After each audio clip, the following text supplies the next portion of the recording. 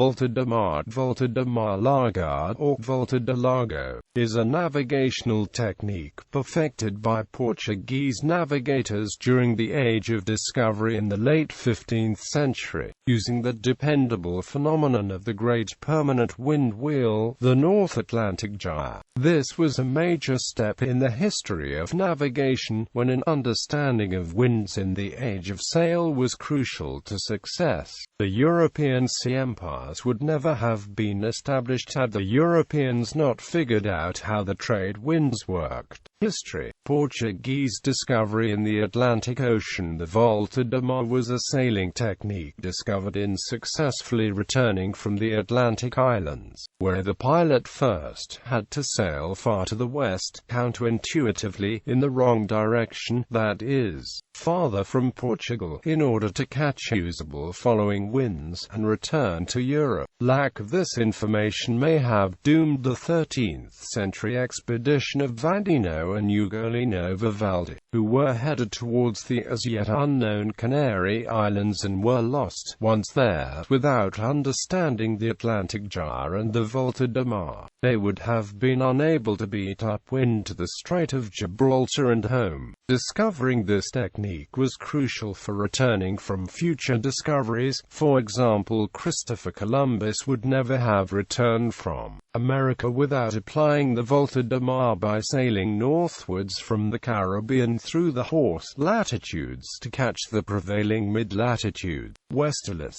Similarly, in the South Atlantic, with the exception that the South Atlantic Gyre circulates counterclockwise. As India-bound Portuguese explorers and traders crossed the equator with the intention of passing the entire western coast of Africa, the voyages took them far to the west. Application to the Pacific Ocean. The Manila Galleon. The route of the Manila Galleon from Manila to Acapulco depended upon successful application of the Atlantic phenomenon to the Pacific Ocean. In discovering the North Pacific Gyre, captains of returning galleons had to reach the latitudes of Japan before they could safely cross. The discovery, upon which the Manila-Acapulco galleon trade was based, was owing to the Spanish André de Urdaneta, who, sailing in convoy under Miguel López de Legazpi, discovered the returned route in 1565. The fleet split up, some heading south, but Urdaneta reasoned that the trade winds of the Pacific might move in a gyre as the Atlantic winds did. If in the Atlantic, ships made the Volta do Mar to the west to pick up winds that would bring them back from Madeira, then, he reasoned, by sailing far to the north before heading east, he would pick up trade winds to bring him back to the west coast of North America. Though he sailed to 38 degrees north before turning east, his hunch paid off, and he hit the coast near Cape Mendocino, California, then followed the coast south to Acapulco.